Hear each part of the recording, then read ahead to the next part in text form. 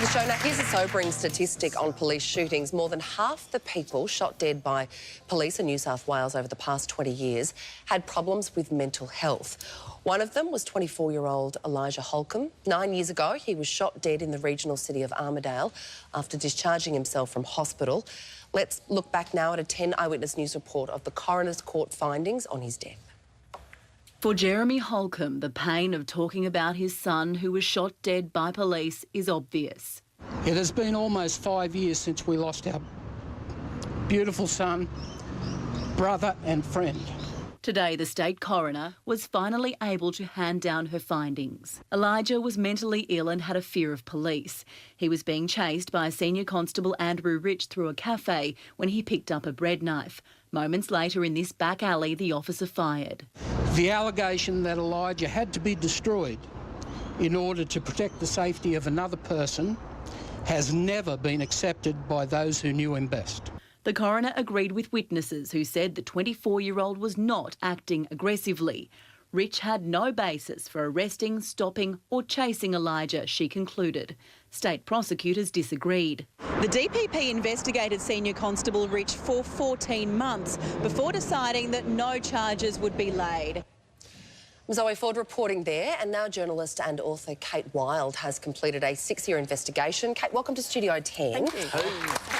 What was it exactly that drew your attention to this particular case? I first became aware of the case. I was working as a researcher on Four Corners at the ABC, and a reporter there, Quentin McDermott, had noticed there'd been sort of a run of police shootings involving mentally ill people, and Elijah's was the most recent of those cases. So that's how I first came across it. But one of the things that drew me to it very early on was, and to write a book about it, was that Elijah's family always showed an enormous amount of compassion towards Senior Constable Andrew Rich, who shot their son. Even though they believed that there was no reason for Elijah to be killed, they said from the very beginning, we don't hold the individual police officer responsible. This is a reflection of how society approaches mental illness and assumes that it's a dangerous condition. We ask police to do things for us that nobody else wants to do. We can't just hang our son's death on this one individual and believe that nobody else needs to take responsibility. And that, for me, was an incredibly compelling reaction.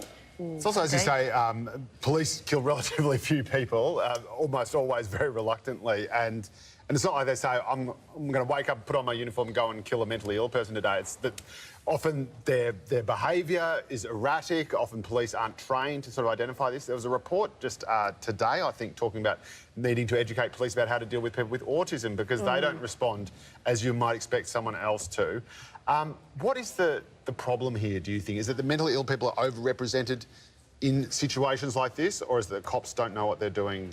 It's a little bit of both. So 9 years ago when Elijah died, the police officer who confronted him that day had 1 hour's training in how to deal with someone who was in psychiatric crisis. Wow. Right.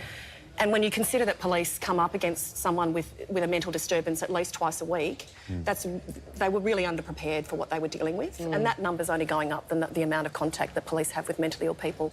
Now, police in New South Wales get 1 full day's training, every police officer, and 300 cops a year get an extra 4 days training, and they're hopefully the people who go out first. So in terms of the police's preparedness, that has improved.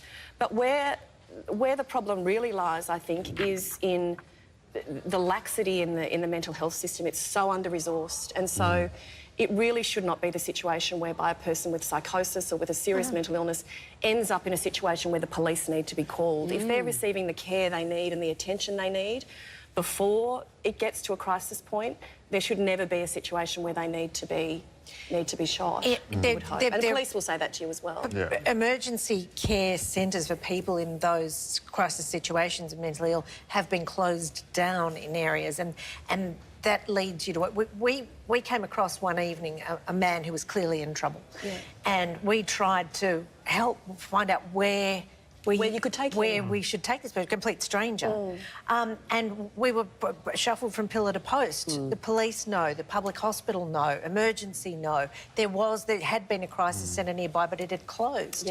What needs to happen? Well, What needs to happen is that the crisis workers in mental health need to be properly resourced. These centres, the police and other people in the community are meant to be able to call a crisis number so that there would be a local team that you can call up. They have the psychiatric experience and the specialty to be able to deal with this person and help them, but some of them are only financed to run 9 to 5. Yeah, right. You know, and that number will then go through to the emergency centre at the local hospital when it's out of hours. People should stop being mentally ill after 5 p.m. Well, it's just selfish. It would help. Yeah. Well, Kate Wild's book is called Waiting for Elijah. It's a great read and an important one. Thank you so much for joining It's us, a pleasure. Kate. Thanks for Thanks having me. very much, Kate. OK, still to come.